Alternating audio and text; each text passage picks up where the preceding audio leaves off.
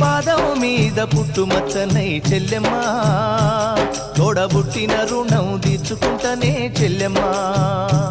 నీ పాదం మీద పుట్టుమచ్చనై చెల్లెమ్మా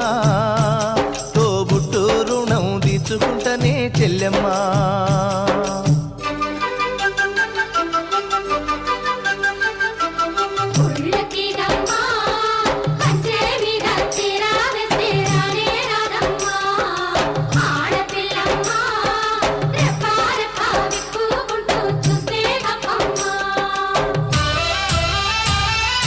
పెద్ద మనిషివై పూసిన నుండే ఆడపిల్లపై ఆంక్షలు ఎన్నో